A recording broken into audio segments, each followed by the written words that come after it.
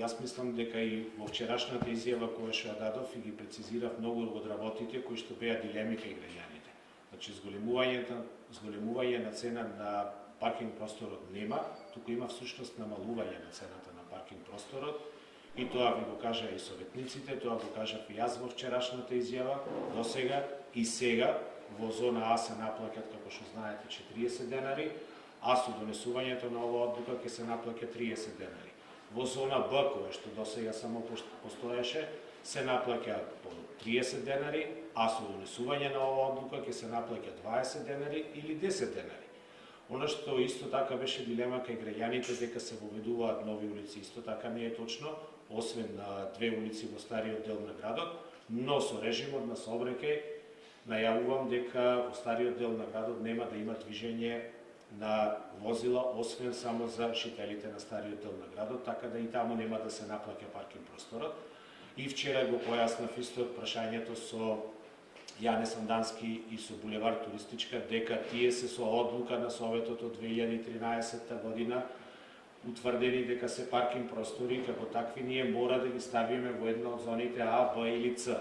Наплатата нема да има на тие улици, најодговорно го тврдам, до септември месец, кога седнуваме со граѓаните, кога заедно ги разгледуваме проблемите кои што се јавуваат на терен и донесуваме одлука дали на тие улици, значи булевар Туристичка и Јане Сандански кои што се споменати, има потреба да се врши паркирање, значи на тие места, на тие паркинг места претежно доаѓаат граѓани кои што не се жители на тие улици, или не треба да има наплата на паркинг простор. Значи таа одлука јавното претпријатие ќе ја применува дури од после септември, од кога ќе помине летната сезона и кога ќе се утврди каков режим на сообраќај и каков режим на наплата треба да има на тие 2 улици. Што е со жителите на Охрид? Тие ќе треба да имаат месечен издаток плюс да паркинг. 6000 сега плаќаат. Да. Значи ве молам, ниту еднаш и би требало, ниту еднаш не треба да помислите дека воведуваме некоја нова наплата, освен само што се променува системот на наплата. Нема дополнителен издаток за граѓаните на општина Охрид, затоа што и досега граѓаните можеа да извадат претплатни карти, месечни карти или годишни карти, истото и сега може да го направат. Значи само се променува система на наплата. Наместо наплата во готово, кон наплатувачите се воведува СМС паркирање или наплата или купување на тикет од страна на автомат. Значи во ниеден момент, како и досега што биле третирани граѓаните на тие улици каде што има паркинг простор, и понатака ќе бидат на истиот начин третирани тие улици. Улици неќе да се третирани како и досега што беа третирани. Значи и во индивидуални куќи, не само за згради, ако тргнете на работа со вода, се врати нема тој паркинг место каде да трпие колава 6000 месечно плаќа за паркинг место. И вас ви е многу добро познато, и тоа секаде во светот е истиот случај. Никаде јавен простор не може да му биде отстапен на индивидуално користење на одредено лице, без разлика дури да се наоѓа тој јавен простор точно пред неговата куќа или пред неговата зграда во која што живее. Јавниот простор мора да биде достапен за сите граѓани.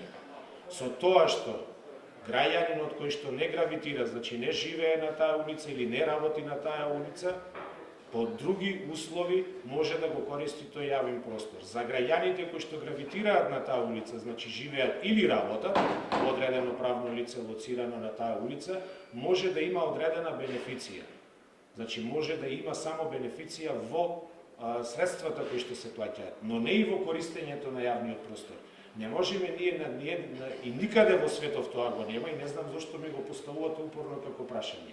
Никаде во светов го нема да жител на одредена улица има и точно на таа улица која што е јавен простор да има загарантирано место за паркирање. Не смееме ние тоа да го направиме, таа одлука е спротивна на законот и спротивна на уставот. Јасно, туристички град се начинили, Охридјани се цело лето да забрават, на кој да не излега тоа тоа. Ами ќе ги јасно што има никакво решение.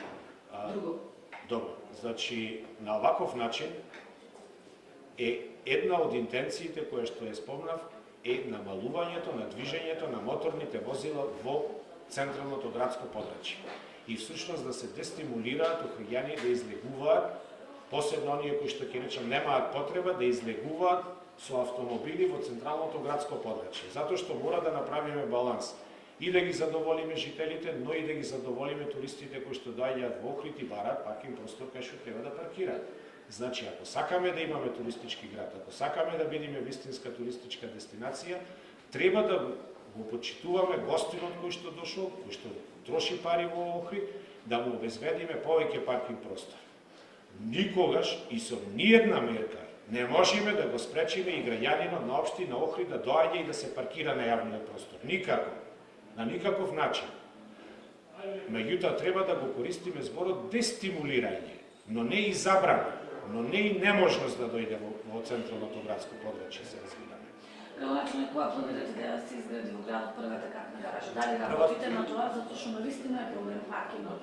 И во летови?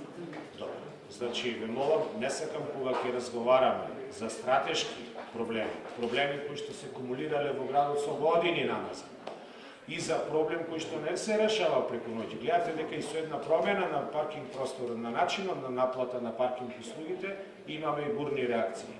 А особено кога треба да донесеме одлука, стратешка одлука за тоа каде ќе биде лоцирана гаражата, сепак треба да донесеме таа одлука врз основа на одредена студија, која што студија и отсуствуваше, како што знаете, во изминатите години. Ја немаме таа собрекајна студија, каде треба да биде лоцирана таа катна гаража. Мораме да водиме под број 2 сметка за исплатливоста на таа катна гаража, затоа што не сакаме како општина да предизвикуваме нова задолженост, нов задубар, и на крајот да имаме почитување и кон јавното предпријатие Билјанини извори, за да не го доведуваме во дополнителни долгови. Меѓутоа, и катната гаража, знаете дека и секаде во светот е всушност најскапиот начин на паркирање. Најскапиот и во поглед на инвестиција и најскапиот во поглед и на цената која што се наплаќа. Затоа што тука не можат граѓаните, како што сега тоа го прават, одреден дел од граѓаните, не сакам да ги навредам сите, плаќаат 1 сат, а го користат паркинг просторот повеќе од 3 сати. Тоа снимањето и си го покажа.